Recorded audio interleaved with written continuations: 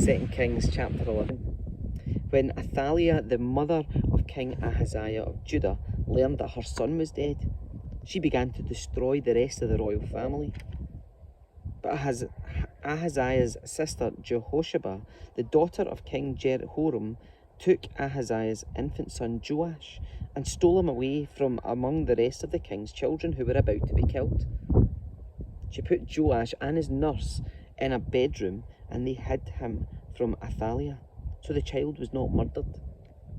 Joash remained hidden in the temple of the Lord for 6 years, while Athaliah ruled over the land.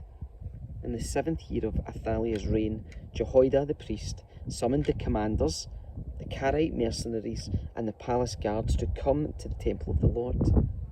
He made a solemn pact with them and made them swear an oath of loyalty there in the Lord's temple. Then he showed them the king's son. Jehoiada told them, "This is what you must do. A third of you who are on duty at the Sabbath are to guard the royal palace itself. Another third of you are to stand guard at the Sur Gate, and the final third must stand guard between the palace guard. These 3 groups will all guard the palace. The other 2 units who are off duty on the Sabbath must stand guard for the king at the Lord's temple. Form a bodyguard around the king and keep your weapons in hand. Kill anyone who tries to break through. Stay with the king wherever he goes." So the commanders did everything as Jehoiada the priest ordered. The commanders took charge of the men reporting for duty that Sabbath, as well as those who were going off duty. They brought them all to Jehoiada the priest, and he supplied them with spears and small shields that had once belonged to King David and were stored in the temple of the Lord. The palace guards stationed themselves around the king with their weapons ready. They formed a line from the south side of the temple around to the north side and all around the altar. Then Jehoiada brought out Joash, the king's son, placed the crown on his head and presented him with a copy of God's laws. They anointed him and proclaimed him king, and everyone clapped their hands and shouted, "Long live the king." When Athaliah heard the noise made by the palace guards and the people, she hurried to the Lord's temple to see what was happening. When she arrived, she saw the newly crowned king standing in his place of authority by the pillar, as was the custom at times of coronation.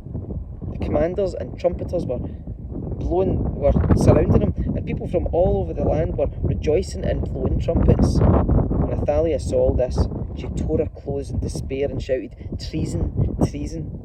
Then Jehoiada the priest ordered the commanders who were in charge of the troops, "Take her to the soldiers in front of the temple and kill anyone who tries to rescue her."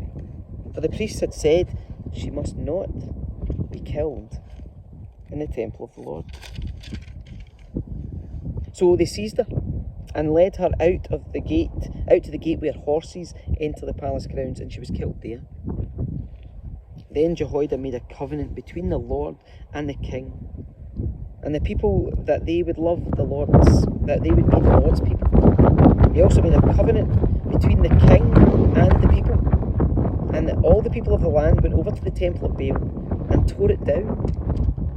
And all the people of the land they demolished the altars and smashed the idols to pieces, and they killed Matan, the priest of Baal, in front of all the altars. Jehoiada the priest stationed guards at the temple of the Lord.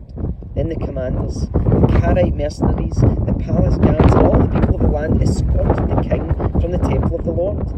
They went through the gate of the guards and into the palace, and the king took his seat on the royal throne. So all the people of the land rejoiced, and the city was peaceful, because Athaliah had been killed at the king's palace. Joash was 7 years old when he became king.